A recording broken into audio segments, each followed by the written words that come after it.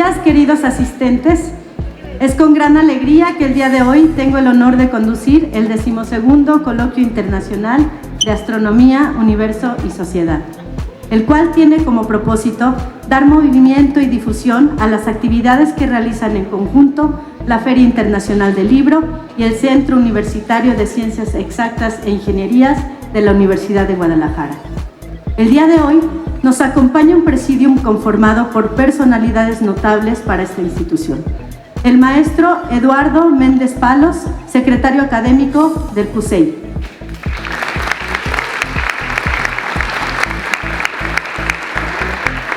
El doctor Óscar Blanco Alonso, director del Instituto de Astronomía y Meteorología.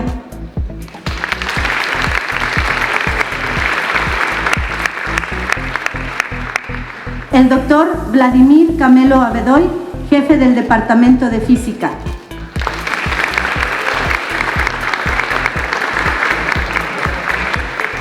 La doctora Gloria Arlet Méndez Maldonado, directora de la División de Ciencias Básicas.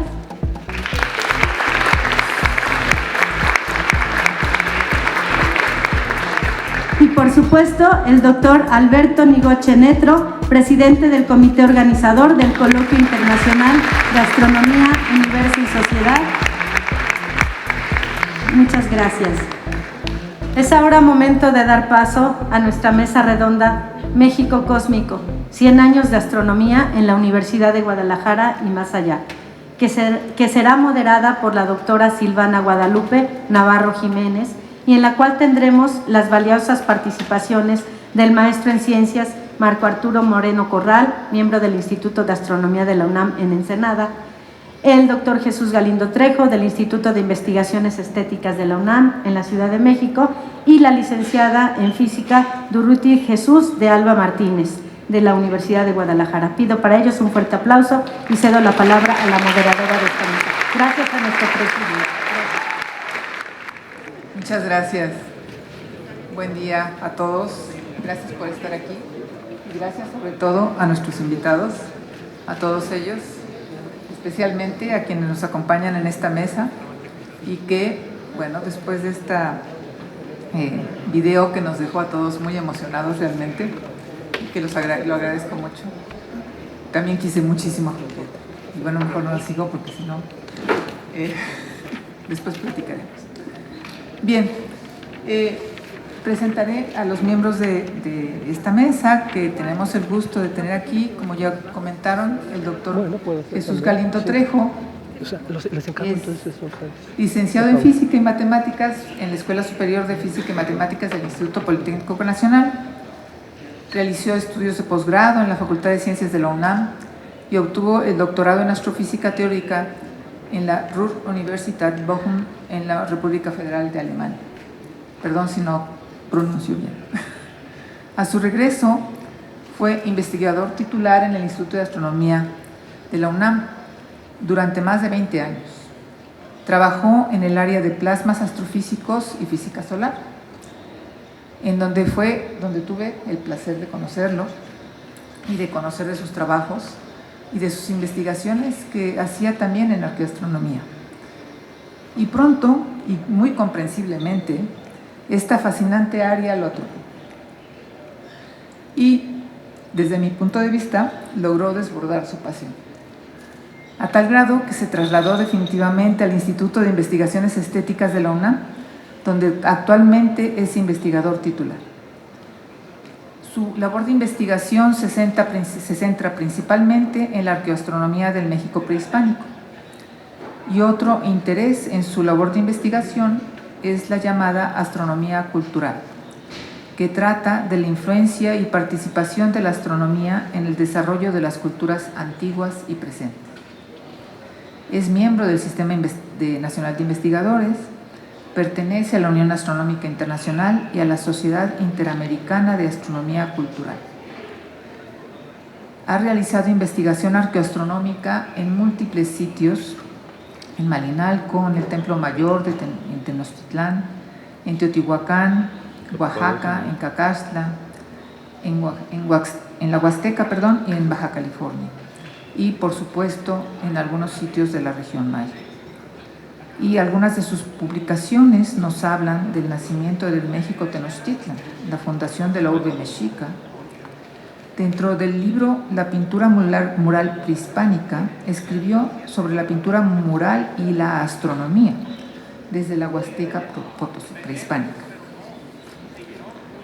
Realmente lo que más me impresionó en una de sus conferencias fue su análisis de la traza urbana de algunas ciudades mesoamericanas, entre ellas la Ciudad de México y Oaxaca, y de cómo están alineadas con eventos astronómicos que marcan fechas muy especiales, como el solsticio de verano o el equinoccio de primavera. Las imágenes que muestra y que espero que nos traerá algunas son impresionantes. Entre los premios que ha recibido se cuenta el premio editorial Antonio García Cubas de 2018, otorgado por el Instituto Nacional de Antropología e Historia de la Ciudad de México. Eso yo creo que nos hablará un poquito acerca de la razón de este premio. Y bueno, él recientemente, hace unos años nos visitó en el 2009 con motivo del Año Internacional de la Astronomía, ofreciendo una conferencia magistral en el Paraninfo, que seguramente a muchos de ustedes no les tocó, pero fue una maravilla. Hoy somos afortunados de volver a tenerlo aquí y nuevamente nos hablará de esta astronomía, de cómo la visión de nuestros antiguos pueblos, ¿sí?, y cómo ha influido el papel de la astronomía en la evolución cultural en Mesoamérica. Bueno, esto les pido para él un gran aplauso y una bienvenida.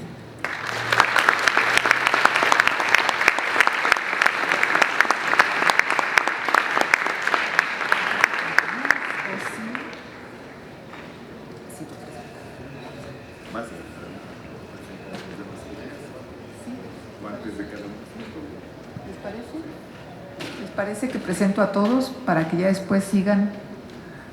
Bien, bueno, ahora a Marco, bienvenido. Marco Arturo Moreno Corral, nació en la Ciudad de México y bueno, voy a leer un poquito de su presentación brevemente. Obtuvo la licenciatura y la maestría en física en la Facultad de Ciencias de la UNAM, en donde fue técnico académico y luego investigador titular del Instituto de Astronomía. Fue pionero de la puesta en operación del Observatorio Astronómico Nacional que la UNAM instaló en la Sierra de San Pedro Mártir, Baja California, comenzando a trabajar ahí en febrero de 1971. Sus áreas de interés han sido la cinemática galáctica, las nebulosas planetarias, las regiones H2 y las estrellas de Tauri.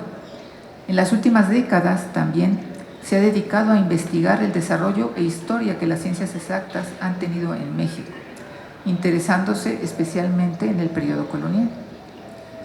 Fue investigador y coordinador del área de astrofísica del INAOE entre 1989 y 1990, coadyuvando a desarrollar la infraestructura del Observatorio Guillermo Areo de Cananea y poniendo en operación definitiva su telescopio de 2.1 metros de diámetro. Dicho de paso, tuvimos en ese tiempo el honor de colaborar con él allá en Cananea. Y bueno, también voy a decir, ¿por qué no?, que colaboró o fue una pieza fundamental realmente, junto con un grupo de investigadores que fue para el INAOE, en salvar la A del INAOE, ¿no? Pero bueno, ha sido profesor en la UNAM, en la Autónoma de Baja California, en el INAOE y en la Universidad Autónoma de Zacatecas. Ha impartido pláticas en diversos sitios del país. Es autor de 8 libros y coautor en otros 3. Ha publicado más de 70 artículos de investigación y más de 160 de divulgación sobre temas científicos. Ha impartido más de 150 pláticas sobre sus temas de investigación y más de 260 de divulgación. Gracias a sus esfuerzos, fueron rescatados varios de los primeros telescopios profesionales que hubo en México durante el siglo XIX.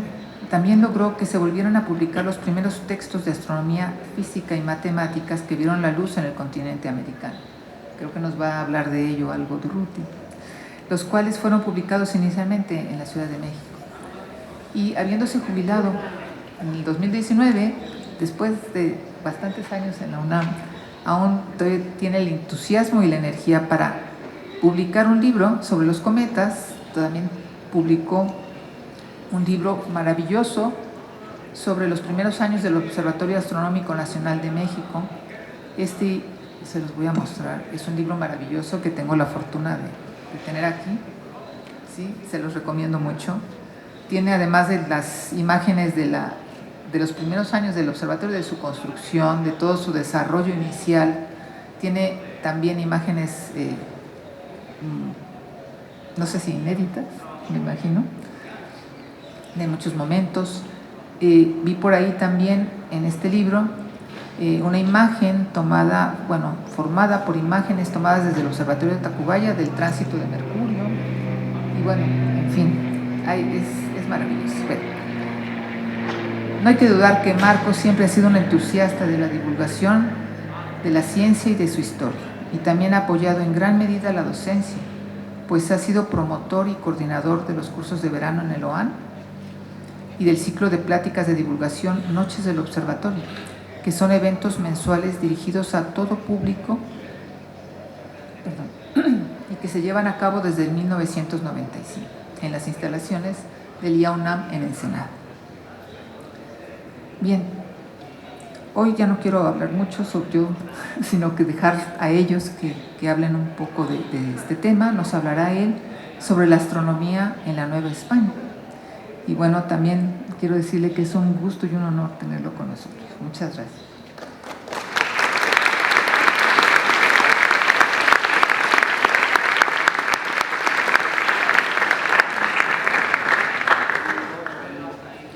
Bien, bueno, ahora hablaré un poco de nuestro querido Durruti Jesús de Alba, quien ya muchos conocen, a quien es muchos estudiantes, y nació en Guadalajara. Me dice que el año de las Olimpiadas. Y bueno, desde los 5 años decía que iba a ser físico nuclear.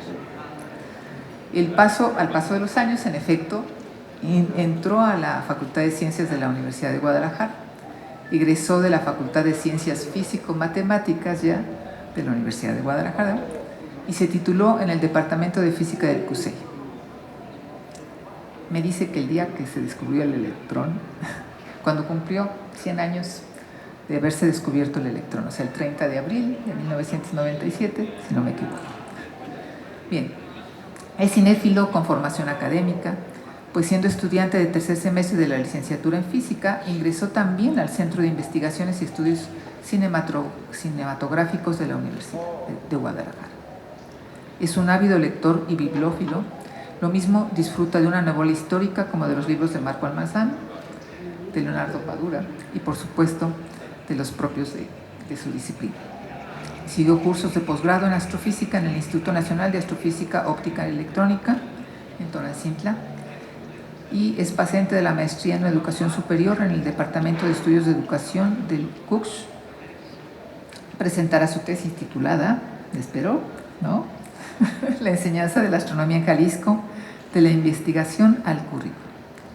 En cuanto a producción, es autor de las entradas correspondientes al doctor Guillermo Haro, a Carlos de Sigüenza y Góngora, John Mason, Tom y San Roberto Bellarmino, de la Bibliographical Encyclopedia of Astronomers, editada por Springer Verlag, por la cual comparte con los editores y 429 autores el Donald Osterbrock Book Prize de 2017.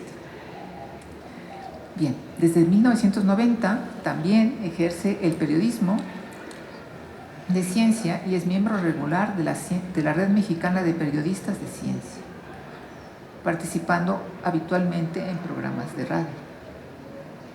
Pertenece en varias sociedades, entre ellas la Sociedad Mexicana de Física, la Sociedad Americana de Física, la Sociedad Mexicana de Historia de la Ciencia y la Tecnología, y es miembro del Departamento de Estudios Históricos de la Arquidiócesis de Guadalajara. Actualmente se desempeña como técnico académico titular A en el Instituto de Astronomía y Meteorología de esta universidad y es profesor de tópicos de física e historia y filosofía de la física en el Departamento de Física. Debo agregar también que ha apoyado activamente tanto la difusión de la historia de la astronomía en el Estado como la iniciativa de la Unión Astronómica Internacional de cursos de didáctica de astronomía para profesores de nivel medio y medio superior, los cursos NACE, que algunos de ustedes ya conocen. Y bueno, para ya no ampliarme más, solo diré que actualmente está trabajando para lograr el reconocimiento del Instituto de Astronomía y Meteorología dentro de la lista del patrimonio astronómico de la IAO. Y bueno, pues muchas gracias por estar aquí.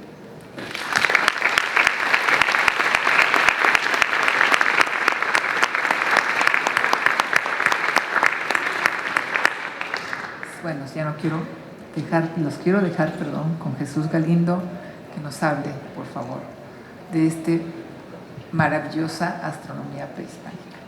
Muchas gracias.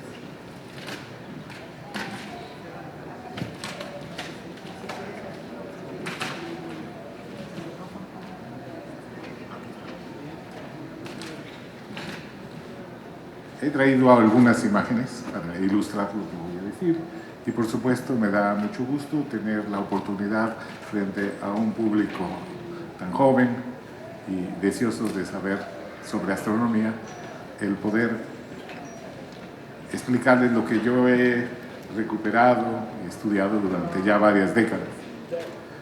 Bueno, lo que ven aquí es muy famoso en el ámbito arqueastronómico maya. Se trata del descenso de Coculcán en el llamado Palacio de Chichén Itzá.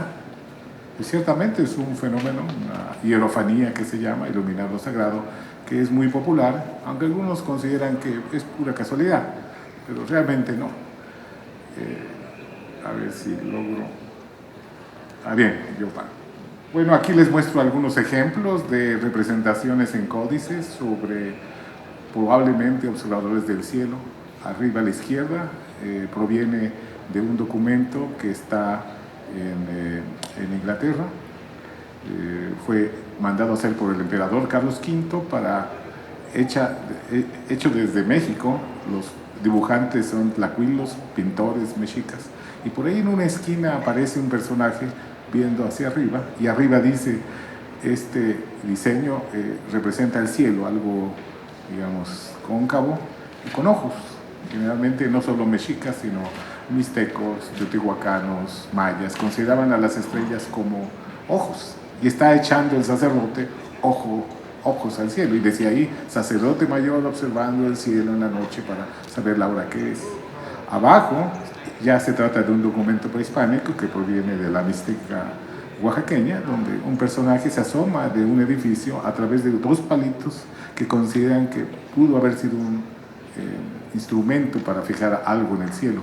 Y está rodeado de ojos también. Probablemente se trate de un observatorio astronómico.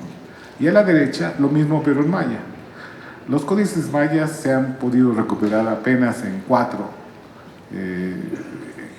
casos. Este es un documento que está en Madrid. Aparece un personaje en un entorno oscurecido, rodeado de ojos y echando ojos hacia afuera.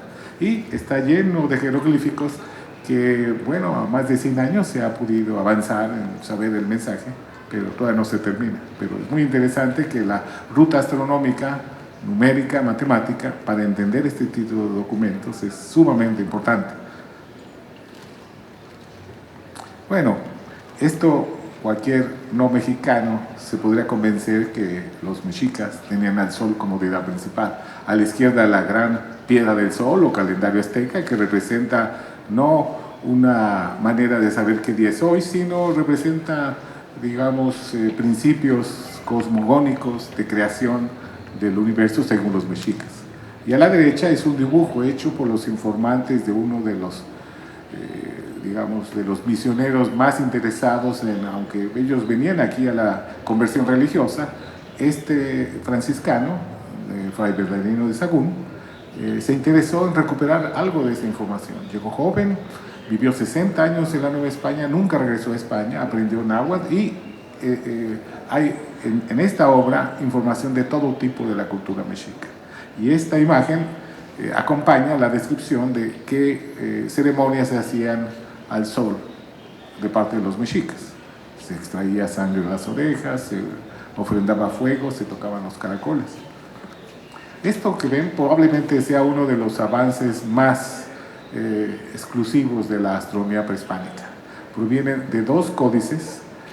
A la izquierda aparece del Códice Madrid, a la derecha del códice que se encuentra en la ciudad alemana de Dresden, donde se representan eclipses. Los eclipses, desde el punto de vista lingüístico, en Mesoamérica se designa, según algunos idiomas, como el náhuatl, el maya yucateco, el totonaco, como el sol mordido o mordida de sol, el sol comido. Porque cuando la luna penetra al sol, parece como que el sol recibe una mordida.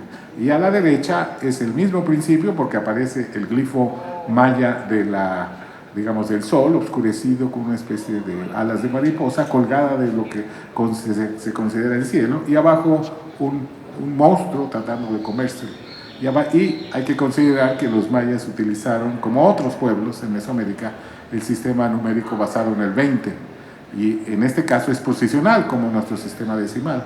Y aparecen números extraños para alguien que no sea astrónomo: 177, 148, que simplemente el astrónomo entiende. Se trata de múltiplos del periodo sinódico de la luna, es decir, de meses lunares.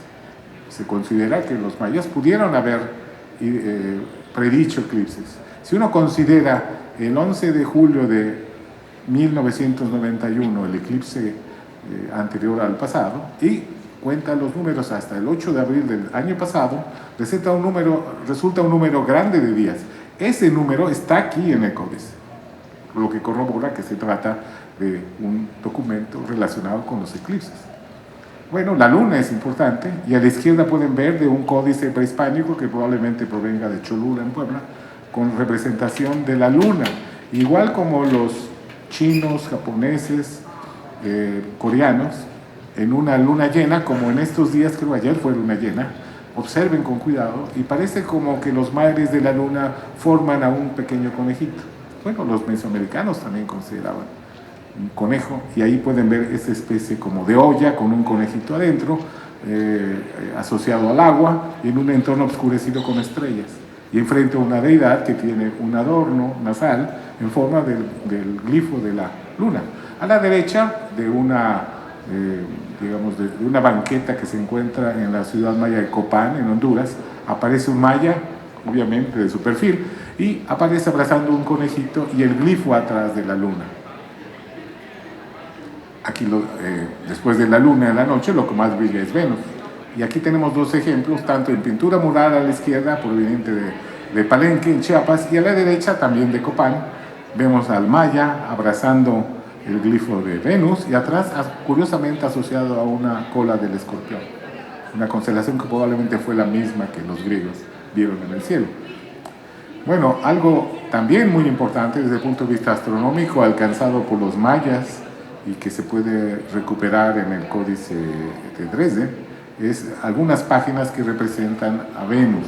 Y Venus no solamente esta especie como de W o M con dos rueditas, sino aparece a través de los números, aparece el periodo sinódico de Venus. El periodo sinódico de Venus es el periodo de observación desde la Tierra del planeta.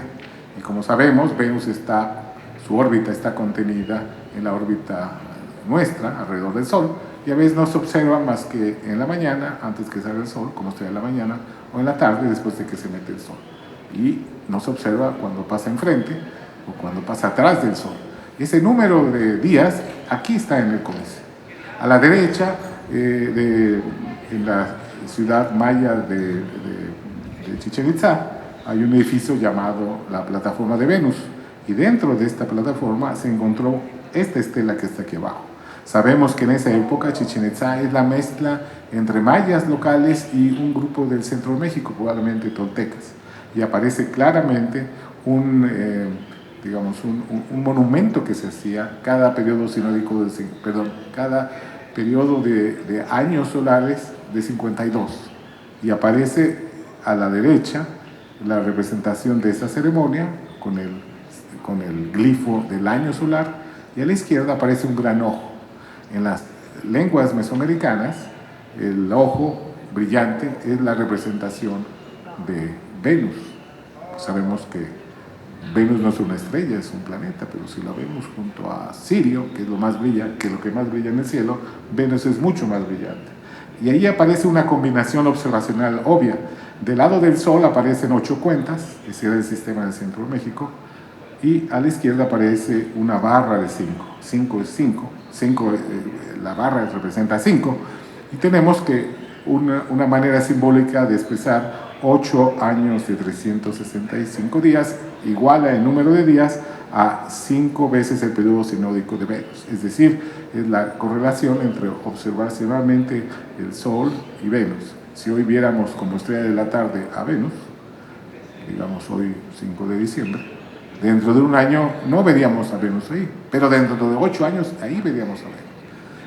Aquí, básicamente, de lo que quiero darles a conocer es la importancia que alcanzó la observación del cielo, entre otras cosas, para generar un sistema calendárico, el calendario, que estuvo vigente en Mesoamérica 3.000 años. Y este sistema básicamente consistía en una cuenta solar de 365 días, organizada como 18 periodos de 20 días, son 360, más 5 días para alcanzar al Sol. Y simultáneamente a esta cuenta corría una cuenta ritual religiosa de 260 días, organizada en 20 periodos de 13 días. Empezaban al mismo tiempo las cuentas y los primeros 260 días, cada día recibía una fecha diferente en cada sistema, y después de 260 días se desfasan, cada uno se va por su camino, y había que esperar 52 años para que otra vez coincidieran y empezaran de nuevo. Así que mientras la cuenta solar dio 52 ciclos, 52 años, la cuenta ritual tendría que haber dado 73 ciclos. Y estos números, 18, 20, 52, 260, 73, son fundamentales no solo para la medición del tiempo, sino también para otras actividades culturales, como vamos a ver. Arriba del códice Borgia, que proviene de Cholula, aparece el dios solar Tonatiuh. Bueno, aquí les presento lo que ha resultado, yo diría, en los últimos 40 años, después de que astrónomos se han interesado a ver hacia dónde están dirigidas las grandes pirámides, las trazas urbanas, y Teotihuacán es un ejemplo muy interesante. Teotihuacán es una ciudad muy extensa, tiene 2 ejes urbanos, que es la Avenida de los Muertos, norte-sur, y la perpendicular a esta línea que corresponde al eje de simetría de la pirámide del Sol, la mayor de la ciudad. Bueno, pues 2 veces en el año a la puesta se alinea a la pirámide, y 2 veces en el año la parte trasera se alinea a la salida del Sol. Y en esas fechas sucede la puesta 29 de abril, 13 de agosto, y a la salida 12 de febrero y 29 de octubre. Realmente, como astrónomo, yo me preguntaría, ¿y por qué estas fechas? ¿Por qué no solsticio, equinoccio o el paso cenital, que es muy importante en Mesoamérica? Pero no. Lo que está detrás es una numerología que parecería muy primitiva, pero culturalmente es fundamental en Mesoamérica. Lo único que hacen estas fechas extrañas astronómicamente, al Sol no le pasa nada en estas fechas, es que parten el año solar en periodos de días que se pueden expresar a través de estos números calendáricos. Es decir, 29 de abril está 52 días antes, y para llegar al solsticio de verano, viéndolo en el horizonte, y 52 días después regresa otra vez a alinearse al 13 de agosto. Y ahora el Sol se va hacia el sur, llega al solsticio de invierno, regresa desde diciembre, y el 29 de abril se cumple todo el año, y para hacer este trayecto el Sol necesita 260 días. Y quien conozca la estructura del calendario, aquí se puede ver que realmente lo que está detrás es darle a la gran pirámide, a la gran ciudad, esta importancia ritual. El calendario fue hecho no por un sacerdote, un sabio olmeca, que es muy antiguo, ni maya, lo hicieron los dioses según la tradición. O sea, quien decidió esto dirían, vean, mi obra está de acuerdo al principio sagrado de los dioses. Y si es así, los dioses me tienen favores, y por eso estoy aquí arriba de la pirámide, el pueblo por allá abajo, en fin. Bueno, ¿qué pasa en el Templo Mayor? En el Templo Mayor, la capital del país, también hubo un gran templo, el Templo Mayor, que ahí en esta perspectiva se ve más o menos las circunstancias. Se decía que tenía tanta altura como las torres de la Catedral Metropolitana, y su eje de simetría corresponde a la traza original de la Ciudad de México, desde la colonia y en la actualidad, que es la calle República de Guatemala y Tacuba, atrás de la catedral. Y bueno, si nos subimos al Museo del Templo Mayor, porque ya no está la pirámide originalmente ahí, resulta que sí, 2 veces al año, no solo la pirámide del Sol señalaría estas fechas tan extrañas como 9 de abril y 2 de septiembre en la tarde, y en la mañana 4 de marzo y 9 de octubre. Y vean ahí la imagen derecha abajo, es la puesta, y uno dice, y de nuevo, ¿por qué hacen estas orientaciones tan extrañas astronómicamente hablando? Pero de nuevo nos subimos a la pirámide hipotéticamente y encontramos esta relación de este número de cuentas. Si en Teotihuacán eran 52, 52, 260, aquí son 73, 73 y 3 veces 73. Porque 73 es justamente el número que correlaciona las dos cuentas calendáricas. Además, el periodo sinódico de Venus que determinan los mayas se puede obtener fácilmente acumulando 8 veces 73. Es decir, una sucesión adecuada de observaciones alineadas al Templo Mayor nos daría la oportunidad de medir el periodo sinódico de Venus.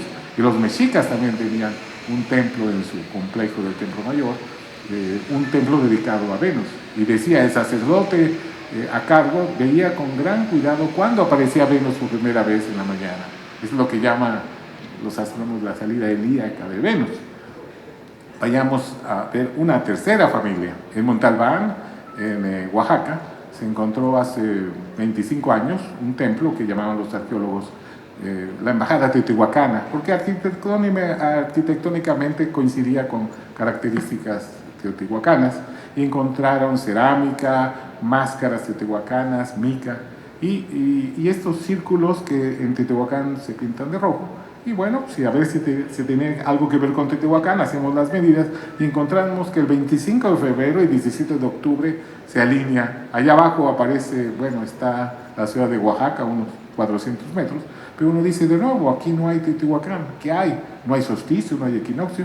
Bueno, aquí hay algo muy peculiar. Ahí aparece, arriba a la izquierda, aparece la plaza central de Montalbán. Hay un edificio que los arqueólogos llaman el edificio J porque tiene una planta en forma de pentágono, y hace 50 años un astrónomo y un arqueólogo midieron la dirección y encontraron que más o menos alrededor del nacimiento de Cristo ahí salía la sexta estrella más brillante, Capella. Pero, digamos, culturalmente podría ser, pero el problema es por el efecto de la precesión del eje de rotación de la Tierra, ya no está ahí. Conforme pasan los siglos se va moviendo la salida de la estrella. Lo que ellos no se dieron cuenta que esa misma línea, antes de llegar al horizonte, le pega a un edificio en la plaza llamado el edificio P, y donde a media escalinata hay una entrada debajo de la escalinata de 2 por 6 metros, y al fondo hay un tubo de piedra que permite observar cuando el sol no hace sombra.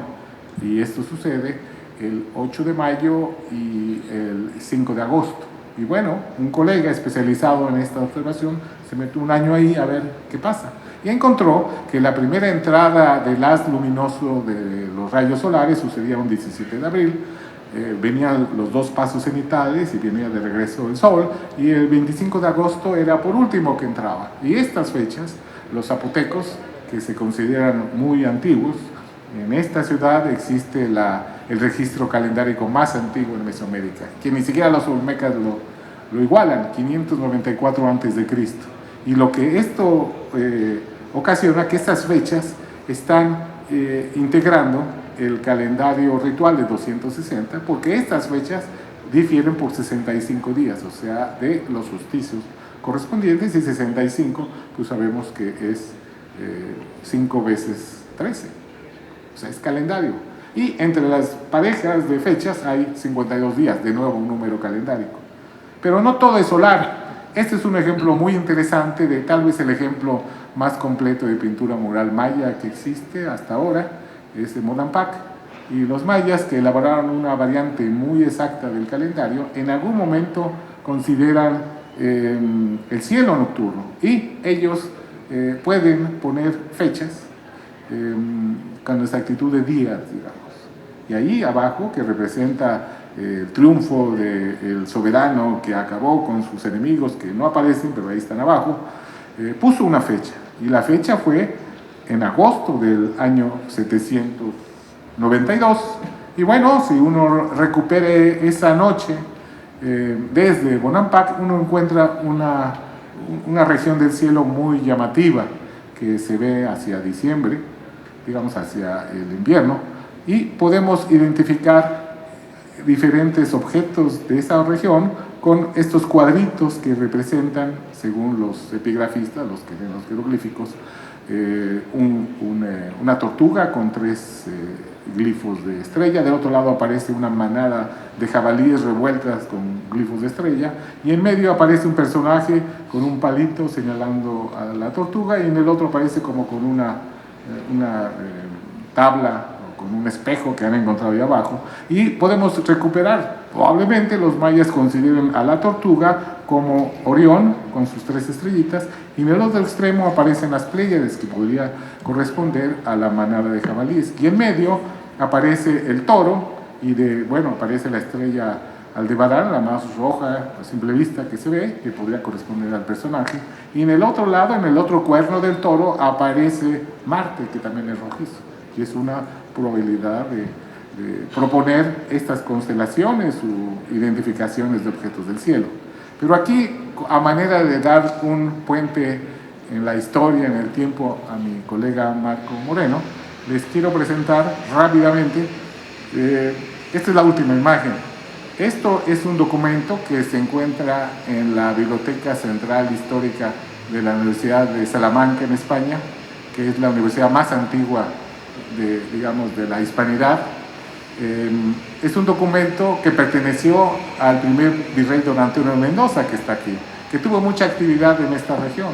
Fundó algunas ciudades como Morelia, aquí anduvo muy activo, y representa un libro astronómico, es decir, es un anuario que normalmente da referencia a la posición del Sol, de la Luna, de estrellas brillantes, escritas en latín. Aparece también la posición geográfica de 30 sitios de la Nueva España. Y lo interesante aquí, que esto se hizo, según el registro solar, alrededor de 1540. Es decir, este es el documento, el testimonio más antiguo de una práctica de la astronomía occidental en la Nueva España, en México, y yo diría en el continente americano. En esta época todavía no se publicaba el libro famoso de Copérnico, que cambió la visión del universo. Tampoco había enviado el emperador a sus protomédicos que buscaran los animales, las plantas. Tampoco habían enviado a sus mineros para ver dónde había oro y plata. Y yo creo que esto representa no solamente la actividad pionera de la astronomía en México o en América, sino representa el inicio de la ciencia occidental en el continente americano. Y yo creo que ese paso pionero de la ciencia en nuestra tierra es fundamental para entender la importancia que tuvo la astronomía en el pasado, en el tiempo, y ya desde época colonial, y eso nos va a platicar mi colega Marco Moreno. Muchas gracias.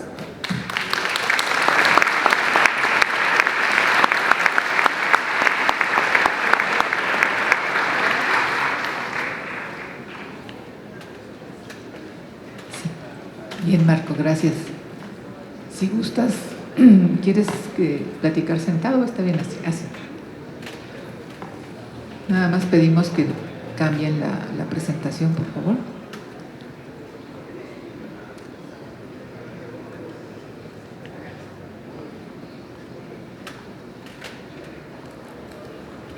Gracias. Gracias, Jesús, por facilitarme las cosas. 300 años de coloniaje son muchos, más que los que llevamos como país independiente. En esos 300 años, la historiografía, nos ha presentado en general una visión que yo considero equivocada de la cultura en nuestro país. Por ejemplo, siempre se ha acusado a la religión de un atraso que sí hemos tenido, pero no necesariamente es su culpa. Entonces, resumir 300 años en 12 minutos pues no es fácil, y voy a tratar de aprovechar para solamente presentar algunas de las cosas que considero yo muy importantes en la astronomía que sucedieron en la Nueva España durante los 300 años de coloniaje. La astronomía occidental entra al nuevo continente de mano de los navegantes. Colón mismo y todos los que le suceden usan la astronomía como un aditamento para sus viajes, para sus cartografías, para todo eso. Entonces, la astronomía entra al continente americano a finales del siglo XV como una actividad práctica, y debido a la violencia de la conquista, gran parte, la mayoría de lo que Jesús nos platicó y demás se ha perdido, y es hasta ahora que se está rescatando. Entonces, la astronomía prehispánica realmente tiene muy poca ligazón directa con la astronomía occidental que se manejó en la Nueva España. Rápidamente, ya Jesús habló del virrey Mendoza. En efecto, es probablemente quien comienza a preocuparse por la astronomía de manera profesional debido a sus intereses. Aquí tuvo correspondencia con los cosmógrafos de España para darles datos sobre los eclipses de luna que él observó en la capital de la Nueva España, y esos eclipses de luna, que fueron observados también en Europa, permitieron las primeras determinaciones, sobre todo de longitud de la Ciudad de México, determinaciones que fueron equivocadas por las tablas que se usaban, que eran muy inexactas, pero al final de cuentas es una aplicación directa de la astronomía. Los instrumentos, hay que tener muy claro, los instrumentos que llegaron a la Nueva España, astronómicos y científicos, son pretelescópicos. El telescopio, el microscopio, son construidos mucho después. Los instrumentos son la herencia occidental de muchos cientos de años, en algunos casos hasta miles de años, y este es, por ejemplo, el astrolabio más famoso que tenemos en México, que fue construido por algunos de los más prominentes constructores de instrumentos astronómicos europeos de aquel momento, para el hijo del virrey Francisco Antonio de Mendoza. Francisco lleva el nombre, está el nombre grabado. Bueno, creo que no marca esto, pero está el nombre grabado. Entonces, este es el tipo de instrumentos que tenemos básicamente, sobre todo durante los 2 primeros siglos de la colonia. La astronomía teórica, lo que podríamos entender como la fundamentación de la astronomía, comienza a enseñarse en la Nueva España alrededor de 1540, cuando el fraile agustino,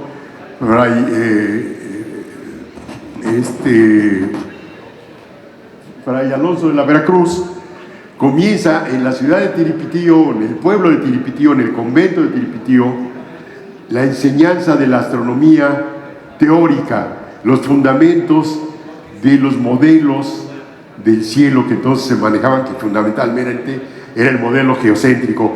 Esto comienza en 1540 en Tiripitío. Alonso de la Veracruz es un excelente fraile que introdujo la filosofía, introdujo muchas cosas importantes en el Nuevo Mundo, tuvo una vida muy longeva, pero una de las grandes aportaciones que tuvo es escribir un libro donde, perdón, esto no lo entiendo, un libro, La Física Speculativa, un libro en latín, donde comentaba el libro de física de Aristóteles.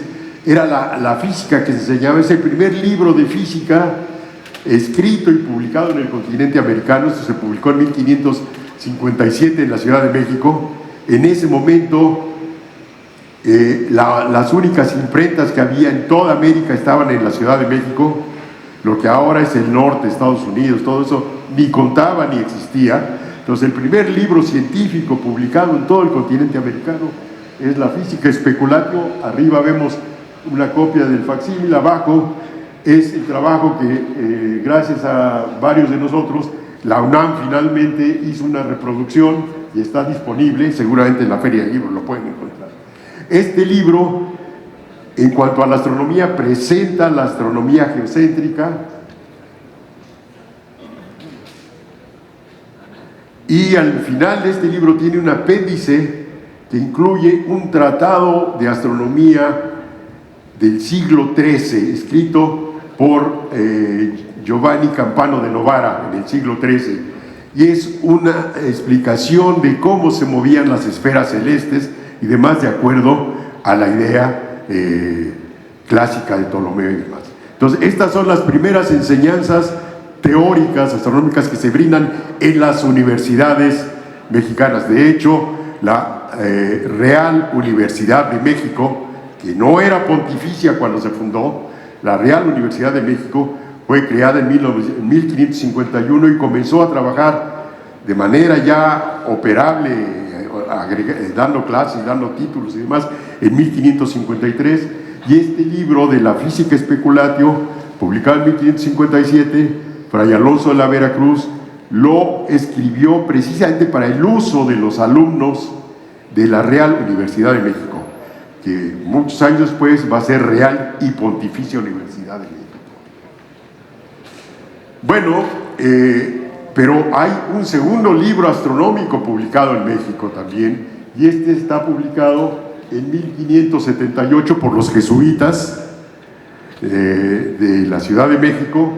Es nuevamente un libro europeo que, como había una carencia muy grande de textos, a pesar de que llegaron muchos libros en el principio al Nuevo Mundo, todos los frailes, los religiosos traían libros, de todas maneras no alcanzaban para la enseñanza, y los jesuitas del Colegio San Pedro y San Pablo hicieron que se reimprimiera este libro de Sfera Liber Unus de un astrónomo italiano que era muy utilizado. Entonces, esto es para enseñar los fundamentos de la astronomía.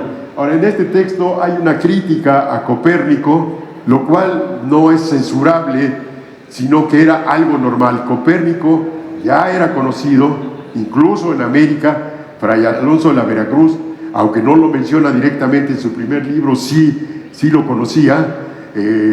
Martín de Rada, que había estado aquí y había traído sus libros, traía libros de Copérnico. Era conocido Copérnico, pero no era aceptado, lo cual es entendible porque el proceso de aceptación de la astronomía heliocéntrica llevó más de 100 años y hubo muchas discusiones y demás.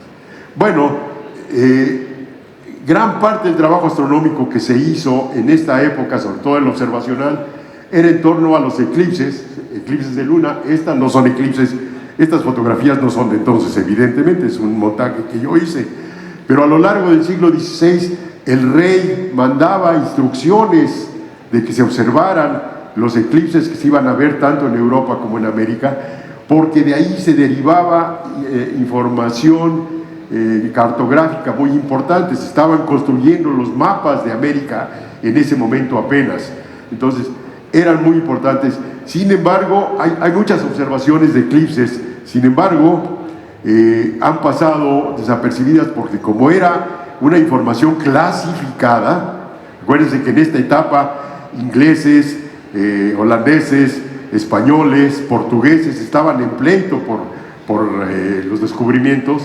Entonces esta información permitía cartografiar las costas y las ciudades americanas, y era un material altamente clasificado, y hasta muy recientemente que los investigadores están trabajando en los archivos, por ejemplo, de la Casa de la Contratación en Sevilla, han salido muchos de estos eclipses a la luna,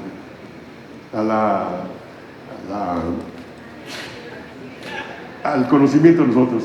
Bueno, en 1587 se publica en la Ciudad de México otro libro muy interesante, La Instrucción Náutica, un libro dedicado fundamentalmente a la navegación, pero los primeros capítulos de este libro hablan de astronomía geocéntrica y además presentan la construcción de instrumentos astronómicos como el astrolabio y el cuadrante que se ven ahí. Bueno, rápidamente, no puedo meterme más detalle, pero al final del siglo XVI hay evidencia clara y precisa, incluso en nuestras bibliotecas actuales, de que habían entrado los principales textos astronómicos europeos de aquella época, incluyendo el libro de Copérnico de las revoluciones del orbe celeste, que por cierto, el único ejemplar existente está aquí en Guadalajara. Ya seguro Durruti les hablará más. Entonces, en el siglo XVI es astronomía geocéntrica, mucha práctica para cuestiones cartográficas, pero también explicaciones teóricas que incluso hacen surgir los dos primeros libros científicos publicados sobre astronomía en el continente americano. En el siglo XVII persiste esto, y voy a hablar muy brevemente de Enrico Martínez, un alemán. En esa etapa, Alemania o parte de Alemania formaba parte del Imperio Español. Enrico Martínez, que originalmente se llamaba Heinrich Martin, llega a la Nueva España a finales del siglo XVI y se queda como cosmógrafo, como ingeniero, y rápidamente produce en 1606 un libro muy importante, del cual les muestro aquí ilustraciones, pero en este libro encontré la única referencia existente en la literatura internacional de la supernova de 1604 observada por Kepler. Ahí Enrico Martínez la observa desde la Ciudad de México y dice que la vio, aunque supuestamente no sabían lo que era y pensaban que eran cometas, la menciona. Es la única y la primera referencia a la supernova de 1604 americana. Bueno, rápidamente, en 1637 se abre la cátedra de Astrología y Matemáticas en la Real y Pontificia Universidad de México. Ahí ya se llamaba Pontificia, y además la cátedra se llamaba Astrología, porque todavía era una época en que se confundían estos términos, pero se enseñaba algo de astrología, algo de astronomía, y hubo un personaje muy importante, Fray Diego Rodríguez, que escribió sobre cometas, calculó eclipses y demás. Rápidamente llegamos a Sigüenza y Góngora, que es muy conocido, sobre todo por su polémica con Quino por el cometa de 1681, 80-81. Ya tenía instrumentos telescópicos, ya los usaba y hizo observaciones muy interesantes. Para meterme rápido en el siglo XVIII, la primera parte del siglo XVIII, hay muchas cosas muy interesantes que mencionar, pero es en la segunda parte del siglo XVIII cuando el fenómeno educativo y cultural de la ilustración arraiga en México, cuando hay una serie de personajes como Joaquín Velázquez de León, Antonio de León y Gama, Ignacio Bartolache, del cual no se conoce retrato alguno, José Antonio y Alzati Ramírez, tipos que van a escribir sobre astronomía, pero ya todos ellos enfocados a la astronomía heliocéntrica. De hecho, tienen conflictos con la universidad misma y más, porque ya están en la avanzada defendiendo el heliocentrismo en contra de una visión todavía escolástica que había en ese momento. Finalmente, voy a concluir con un fenómeno muy importante, el tránsito de Venus por el disco de Sol de 1769, que fue observado desde varias partes de México. Existen estos documentos, los hemos recuperado, representaciones del fenómeno, y nos dan información, descripción de cómo vieron nuestros personajes esto, pero muy importante, dan información suficientemente valiosa como para que incluso en la actualidad sean útiles. en compañía o con la colaboración más bien, o colaborando con astrónomos españoles, publicamos un trabajo en la revista de física solar, Solar Physics, sobre las manchas solares que había en el momento de ese tránsito, que fue muy interesante. Esas observaciones son las primeras observaciones hechas en México que se publican a nivel internacional.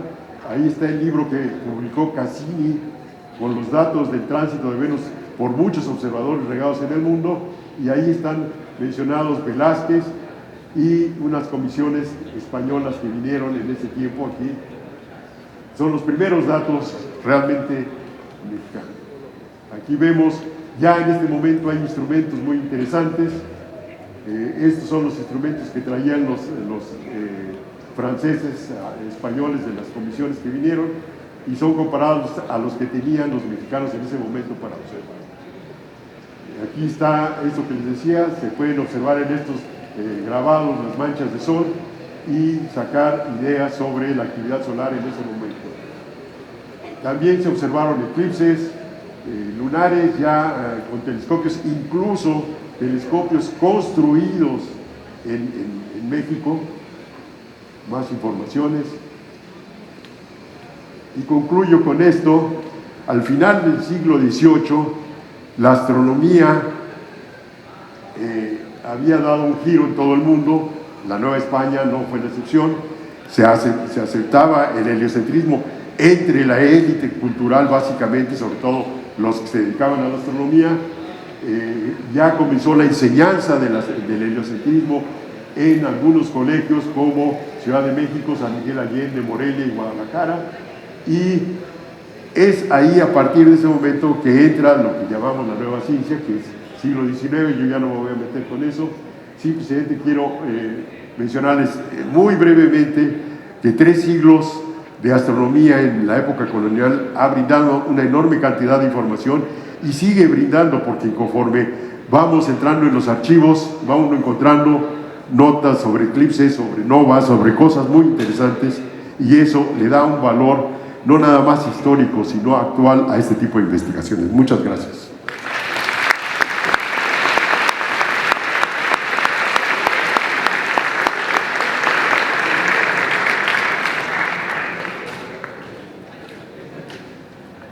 Buenos días. En lo que está la presentación, pues para mí es un gran honor compartir la mesa con distinguidísimos investigadores como el entrañable maestro Marco Moreno, a quien por cierto le debo mucho de dedicarme a los papeles y libros viejos, y al doctor Jesús Galindo. Justamente visitando el Museo de la Ciudad de Guadalajara, el maestro Galindo observó un texto del siglo XIX, Lecciones de Astronomía, de un tal Agustín de la Rosa, y me dice: ese es anterior a... me mencionó un nombre que olvidé, tengo que confesarlo, y dice: debe ser de los primeros libros de enseñanza de astronomía de México independiente. Y pues de ahí hasta ahora, pues veremos algunos de estos papeles viejos: Astronomía y Meteorología en el México decimonónico, el primer observatorio profesional de Guadalajara, y cómo la práctica de la astronomía transita geográficamente de Zapotlán el Grande a Guadalajara, y en términos de instituciones del Seminario Conciliar Tridentino del Señor San José a la Universidad de Guadalajara, para recordar estos 100 años de astronomía. Y no quería dejar pasar pues un recuerdo de la entrañable doctora Julieta Fierro, quien fue muy sentido su fallecimiento. Bueno, esta imagen, que por cierto se publicó en en un texto de divulgación de la meteorología, la Meteorologie Populaire de Camille Flammarion, de alguna forma nos representa esa curiosidad del género humano por ver más allá, por saber cómo funciona la naturaleza. Y bueno, en las paredes del Museo Nacional de Arte se encuentra este magnífico óleo del pintor Félix Parra, de Galileo enseñando la nueva astronomía en la Universidad de Padua ante un aparentemente fraile franciscano no muy convencido por sus ojos, y esto nos abre muchas preguntas de investigación aún sin responder, como veremos más adelante. Porque el único ejemplar de primera edición, como bien lo ha dicho el maestro Moreno, del libro de Copérnico que hay en un país latinoamericano está aquí, y lo tenemos en los fondos reservados de la Biblioteca Pública del Estado Juan José Arreola. Aquí, ¿cómo andamos en paleografía? Dice del uso del reverendo padre Alonso de Quintana. Alonso de Quintana fue un franciscano que, entre otras cosas, sirvió como testigo a un proceso que le siguió la Inquisición al llamado Brujo de Autlán. De eso escribe don Antonio de la Torre, miembro del Colegio Nacional, e identificamos aquí el garabato de Fray Buenaventura Guareña, otro franciscano que hacia 1808 deja la orden franciscana. Fray Buenaventura Guareña calculó y publicó lunarios, no he encontrado hasta ahora ningún ejemplar, pero lo que nos da cuenta de que entendía el latín malo de estudiante, según mencionaba el recordado doctor Jesús Gómez Fregoso, sacerdote jesuita, de Copérnico. El libro no está censurado. Y pues recordemos otro jesuita imprescindible que estuvo aquí en Guadalajara, Francisco Javier Clavijero, que enseñó filosofía tanto en Valladolid y Morelia como en Guadalajara. De aquí de Guadalajara en 1767 parte al exilio junto con sus compañeros de orden, pero lo que sí es muy importante es que al menos hay 3 manuscritos de su cátedra de filosofía. Este es el 209, correspondiente a la física particular, que según la marca de fuego lo identificamos como perteneciente al convento franciscano de Zapopan.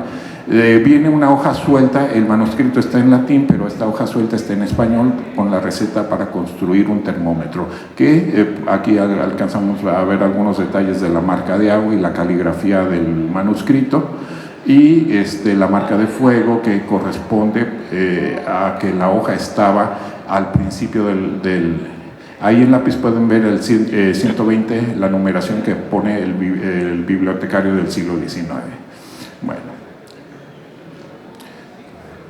Bueno, son la receta de cómo hacer un termómetro. Ustedes obtienen y que tendría relación con la tabla de los climas de ese propio manuscrito 209.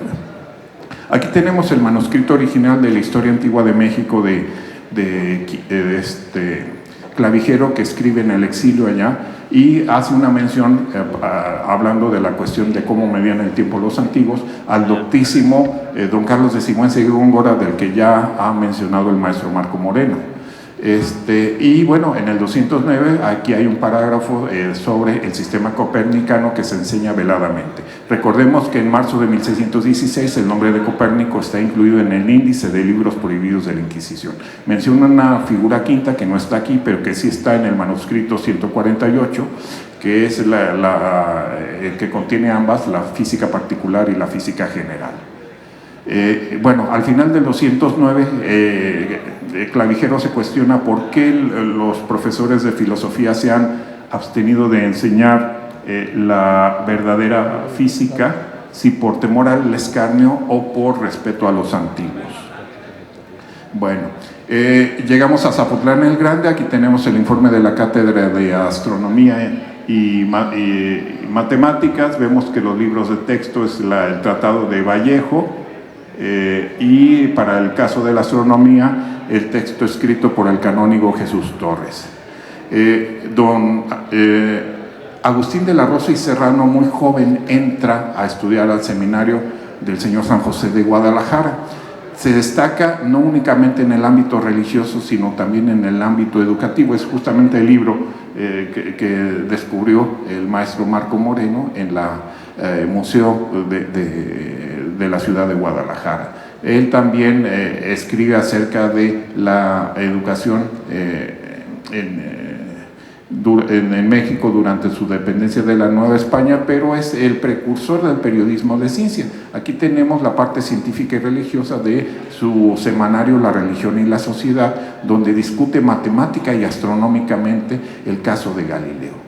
Esta es la primera edición, esto es 1865, y también circularía como sobre tiros o separatas. Hay una probable tercera edición. Esta es la portada del libro que vio el maestro Marco Moreno, las lecciones de astronomía correspondiente a la segunda edición, que fue impreso en la imprenta de gobierno, como pueden ver, otros tiempos. Y este es otro de los textos que se publicaron aquí en Guadalajara, las lecciones, los elementos de astronomía del canónigo Jesús Torres, y este ejemplar tiene la firma de un médico y literato muy destacado de estos rumbos, don Salvador Quevedo y Zubieta, lo que nos da cuenta de la cultura astronómica en esa Guadalajara decimonónica. Por aquí, don Hilarión Romero Gil, que propició el establecimiento de la Junta Auxiliar en Jalisco de la Sociedad de Geografía y Estadística, apadrina a dos seminaristas, no sabíamos si tenían o no los ojos negros, para presentar el acto de matemáticas y astronomía. Que no era cosa menor, como podemos ver. Aquí aparece el texto de trigonometría plana y esférica con aplicaciones a la astronomía del referido padre y doctor en Sagrada Teología por la Nacional Universidad de Guadalajara, Agustín de la Rosa. 1984, esta era Guadalajara. En ese año, desde este lugar, donde era la casa del ingeniero Gabriel Castaños, se estableció uno de los primeros observatorios astronómicos profesionales modernos, desde donde se determina la longitud de Guadalajara, y que está publicado en este boletín de la Sociedad de Ingenieros de Jalisco. Y como podemos ver, ese observatorio se conoció durante muchos años como el Observatorio de Guadalajara, calle San Francisco número 9. Este es don Gabriel Castaños, que también incursionó en la política, quien junto con su sobrino Carlos Fernando de Landero observaron el tránsito de Venus desde esta es la identificación en los libros de catastro. Esta es la casa de don Gabriel Castaños, en la azotea estaba el observatorio, a un lado del primer rascacielos de la ciudad de Guadalajara. Rascacielos que aún existe, pero el observatorio ya no. Bueno, en 1882 se publican los resultados del tránsito de Venus. Esto es el 15 de diciembre, el tránsito de Venus fue el 6 de diciembre, no había procesadores de texto ni computadoras, y aquí están los datos y lo que observaron dos equipos de ingenieros y protoastrónomos. Se publica un sobretiro del estudio que hizo Francisco Díaz Covarrubias. Recomiendo el libro del maestro Marco Moreno, no me pagó nada, sobre la odisea de los... estos 5 mexicanos van hasta... bueno, esta es otra conferencia, así que me voy rápido. Este es el observatorio del presidente de la comisión, que lo establecieron en uno de los extremos de la bahía de Yokohama-shi. Este es el otro observatorio que se ubicó en la periferia de la naciente colonia extranjera de Yokohama-shi. Y bueno, esto fue lo que observaron, ese fue el viaje que hicieron. Y si ustedes tienen curiosidad, ambos textos, el informe técnico como el relato, la crónica de viaje que hizo el ingeniero Francisco Bulnes, están en el repositorio Memórica del Gobierno Federal. Y bueno, de Francisco Díaz Covarrubias, en la colección del Instituto de Astronomía y Meteorología, tenemos este texto de nuevos métodos matemáticos, que no solo tiene la firma del padre Severo Díaz, que ya lo tenía en su colección en julio de 1910, sino también tiene la firma autógrafa del ingeniero Díaz Covarrubias. Creo que en la UNAM no lo tienen, ¿verdad, doctor Gerardo? Bueno, la astronomía profesional en México y en Guadalajara nace bajo bajo la advocación de los tránsitos de Venus. El ministro de Fomento, Riva Palacio, propicia que se establezca en el Observatorio Astronómico Nacional, el Observatorio Astronómico Central en la azotea de Palacio Nacional y el Observatorio Meteorológico Central. Nota de orgullo jalisciense: el primer director del Observatorio Astronómico Nacional fue el ingeniero Ángel Anguiano, y el primer director del Observatorio Meteorológico Central fue el también jalisciense Mariano de la Bárcena. En 1889, cuando se pinta esta magnífica imagen del cielo estrellado, que por allá podrán ver en Nueva York, el general Ramón Corona Madrigal, gobernador del estado, da cuenta de que las mejoras hechas a la Escuela de Ingenieros le están dando forma adecuada a su servicio. Entre estas obras merece especial mención el Observatorio Astronómico, que está para concluirse, y ya en el minuto que me falta me voy rapidísimo. Fue una de las primeras ubicaciones del Observatorio Astronómico y Meteorológico del Estado, que se inauguró el 2 de abril de 1889. Vemos la parte astronómica y la parte meteorológica. El primer director fue el ingeniero Agustín B. Pascal. También otros espacios fueron la Escuela de Ingenieros, que funcionó en la casa del ingeniero Ambrosio Ulloa. El edificio aún existe, creo que es un bar de esos de banderitas de colores.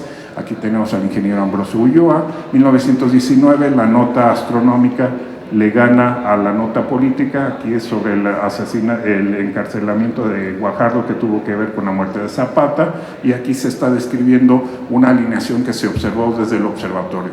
En 1903 se inaugura el nuevo edificio del Seminario Conciliar Tridentino, del seminario ya del señor San José. El mismo año que se inaugura el Observatorio Meteorológico, y en el año de 1904 se inaugura el Observatorio Astronómico.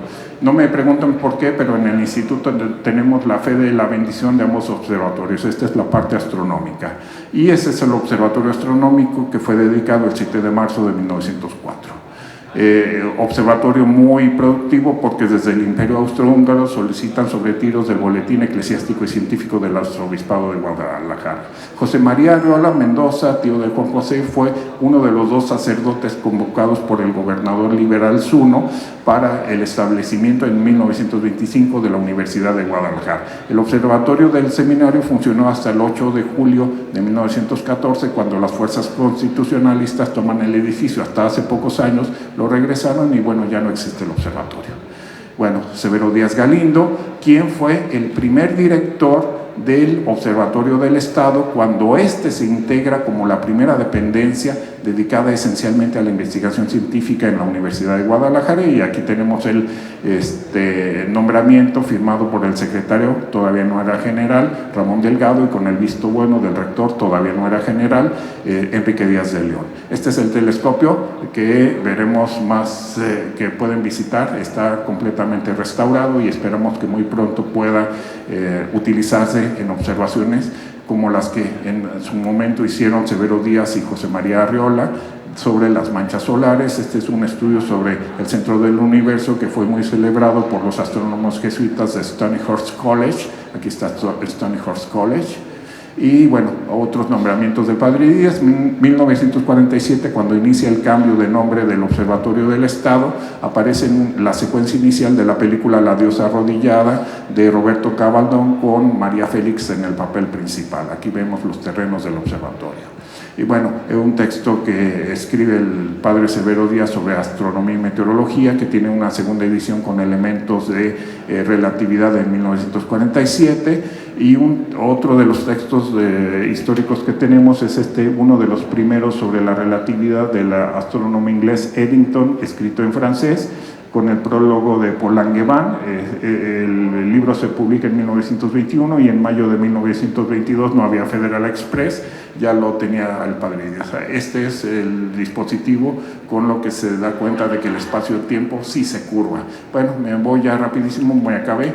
1909, una velada literaria en honor a Galileo, donde el canónigo Miguel de la Mora habla sobre Galileo y la Inquisición romana, y Severo Díaz Galindo habla de Galileo, la vida científica de Galileo. Bueno, está esa corcholata que no sabemos qué pasó en 1926. El Observatorio de Guadalajara fue el que estaba en la calle de San Francisco, y al menos desde 1894 estas son las instalaciones en la entonces colonia West End del Instituto de Astronomía y Meteorología, como dan cuenta estos registros meteorológicos. Y bueno, vida extraterrestre. Bueno, sabemos que a Giordano Bruno pues algo pasó por ahí. En 1920 Severo Díaz publica Marte y las comunicaciones interplanetarias, donde reproduce este mensaje de Niemann y Niemann, que sabemos 50 años después el doctor Frank Drake y Carl Sagan hacen este diseño. En 1925 viene el director del Observatorio de Tacubaya a apadrinar la reinauguración, o como quieran llamarle, del Observatorio del Estado, pero ya como dependencia universitaria. En 1942, esta es la ciudad de Guadalajara, y es cuando se dedican estos arcos. Aquí podemos ver la desaparecida Torre de los Vientos del observatorio, que ya todavía Observatorio del Estado. Bueno, en 1956 se dedica el Observatorio Popular, vemos la torre del telescopio principal y la desaparecida Torre de los Vientos, y ya se me acabó el tiempo. Más o menos así era el instituto, un solo salón grandotote, y en 1965 hay una exposición sobre tecnología espacial. Vienen Werner von Braun y Walter Tomberger, aquí los vemos por ahí, y ya, adiós.